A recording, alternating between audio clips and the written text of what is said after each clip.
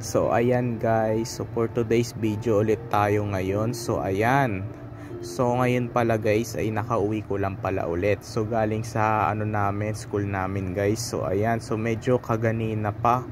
At saka kumain na rin ako at saka nagugas ako ng plato. So ayan, so ngayon pala guys ay may papakita ulit ako sa inyo. So meron na naman kaming summative test. So ayan, dito ulit yung mga sinagot na naman namin.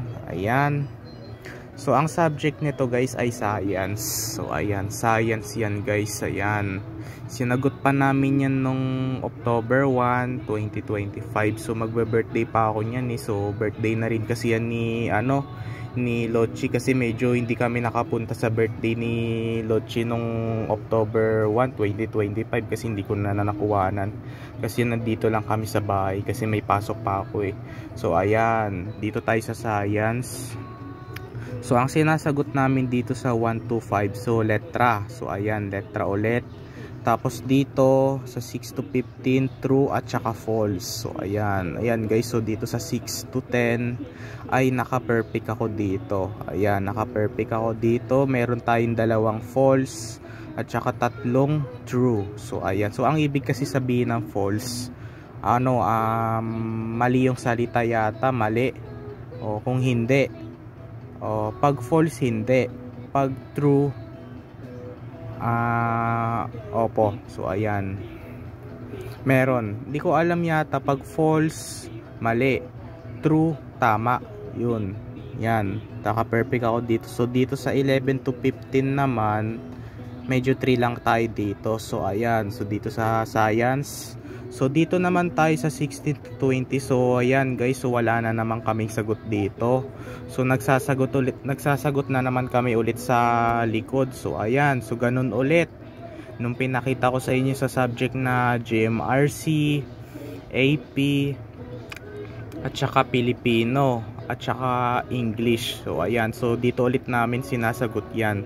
So ang sinasagot namin dito sa likod ay respiratory system, circulatory system at saka digestive system. So ayan, so bahagi yun ng katawan, yung organ. Ayun, so dito tayo sa 17 at 19 mali tayo. Ang sagot kasi natin dito note, tas muscular system. So ayan, tapat ang sagot dito kasi nilagyan yan ng sagot. Ayan yan, shoot system at saka skeletal.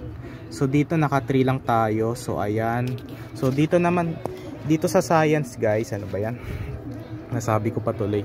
So dito sa science guys ay nakakuha lang tayo dito ng 14 out to 20. So so 6 lang yung mali natin dito. So sabi kasi sa akin ni teacher ko, mataas na rin to. So ayan, mataas kasi ganito ang gagawin natin yung 14 i-divide natin sa 20, i-times natin ng 100, may ilalabas na grades doon ay 70. So 70 lang yung grades mo. Kailangan pa natin bumawi next time. So ayan, so sa subject na science to 14. So ayan, 14 yung nakuha natin guys out to 20.